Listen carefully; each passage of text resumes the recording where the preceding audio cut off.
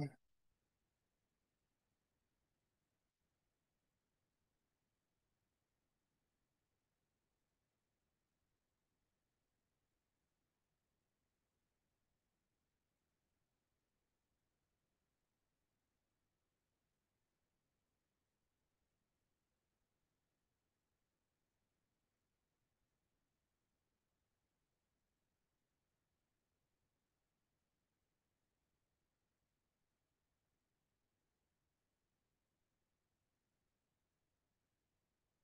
don't blame you. I can barely talk myself. It's really,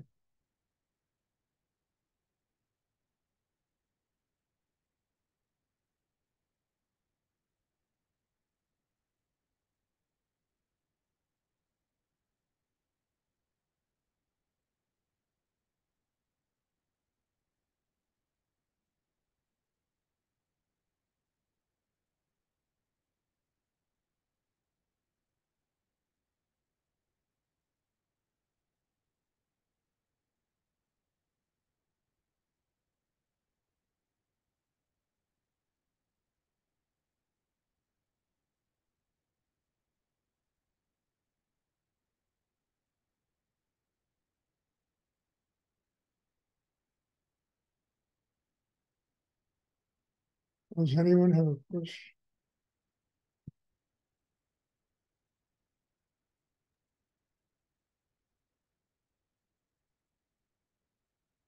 Stuart, I have a question. I'm sick. This one? Stuart, what is the best type of prayer to be offering to our friends in Israel? Can you repeat that a little louder? What are the best type of prayers to be offering to our friends in Israel? This love, sport. I mean, I wrote everybody who studies with me there, and you cannot believe the appreciation they had when I told them I was sending my hopes, my prayers, that they stay safe. Talked to Eli Melki yesterday morning, and he told me that he and his family, they're hunkered down in their apartment, and all day long they hear sirens going off with rocket. I mean, we can't even comprehend this kind of thing here. And it's going on both sides. You know, it's not only the Israelis, the Palestinians. The whole thing is just a seed box of insanity, you know. And, you know, people tell me they had to leave their homes and bring their children somewhere else. And you know, the whole part of the world is in complete chaos. And I think if you have any of the email addresses of these people, you can send them a note saying, you know, your prayers are with them, your support is with them, you know, that God is with them.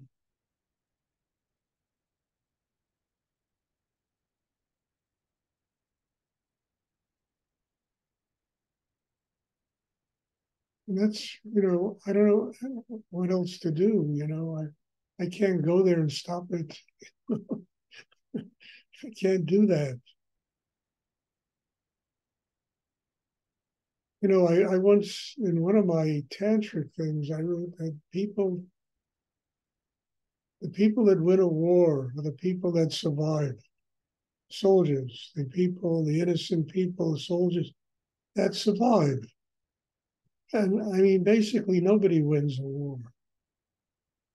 It's just anger and negativity and revenge and every dark, negative energy there is on the face of the earth is what people throw at each other.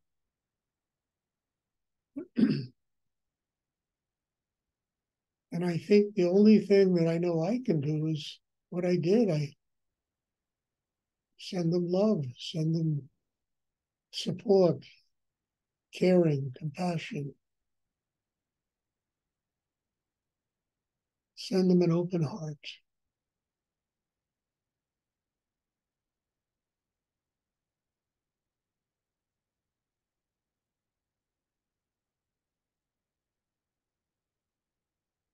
I mean, I was in Israel once when the war was going on. But it's very different than what's going on there now. That war was 100 miles away, and most of the Israelis just live their lives as they ordinarily would live their lives. Now people are just hunkered down in bunkers, sirens going off day and night. People have to get into bunkers to protect themselves. So just send them love, send them support, you know, send them blessings and God.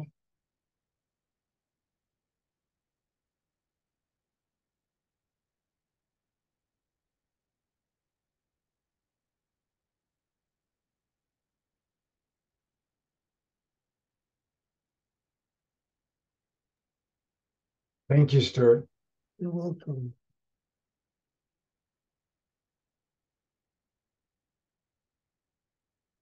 It's all such a senseless thing, you know.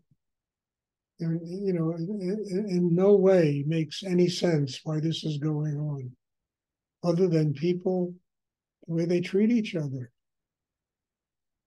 manufacture this insanity out of nothing. Where the exact opposite could be, hey, if we're friends and we love each other and like each other, do business with each other and support each other that way, bring a good economy to each other. I mean, you know, the whole energy changes. When I first went to Israel, look, 1980, that's the way the energy was there. The Arabs and the Palestinians and the Jewish people, they lived together in harmony. You could walk through the old city and not think that somebody was going to put a knife in your back. I used to walk through there's different sections of the old city, and there was one that was completely Palestinian.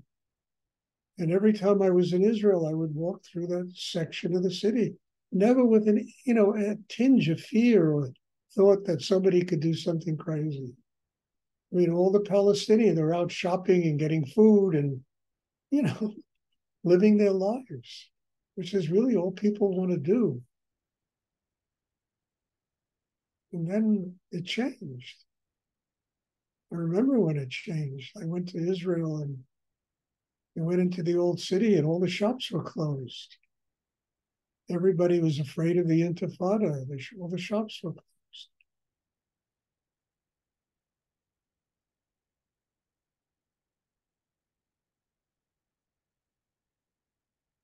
And I must say, it's one of the cities in the world I really love, Jerusalem.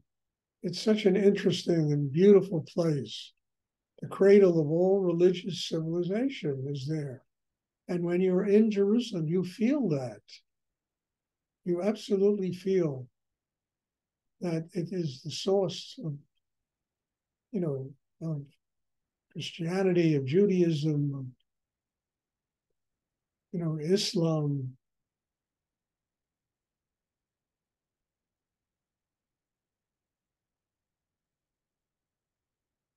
I used to love to go there. I really did. It's just such a beautiful place.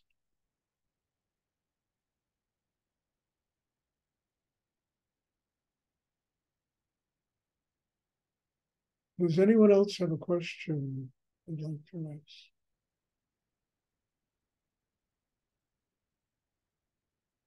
I even wrote a book.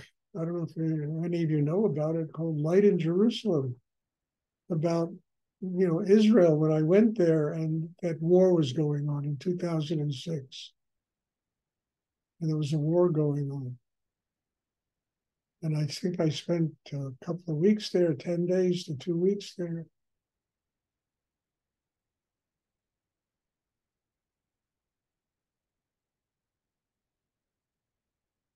Does anyone have a question? Anyone else have a question? we had a retreat last weekend. It was extremely powerful. And I think this class today is a byproduct of what took place last weekend. And I'm very grateful to everyone who attended and people that were there. And it provided, me and everybody that was there the opportunity to really go to very, very great depth inside themselves. And it was a wonderful weekend. I know we're going to do another one in December. If you want to come, get in touch with Jennifer. I think there's 12 people that have already signed up for it. So there's room for I think 6 more, 5 more. I can't fit more than 17 people in this apartment. Trying to get another one now, thinking about moving. Seriously.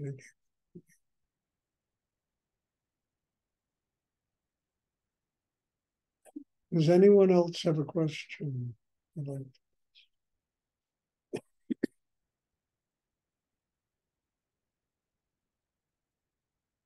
Okay, as I always tell you, God bless you all for being here.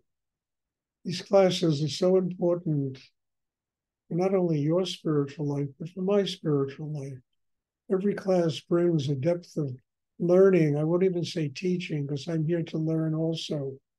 That is so profound that, it transforms the way I see the world every class. And I'm just grateful to each and every one of you that you attend these classes, that we can do this work together.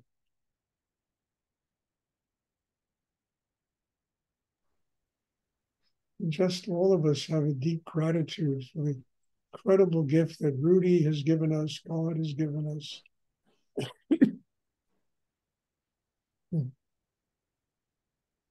There'll be a class on Wednesday. I'm looking forward to seeing everybody.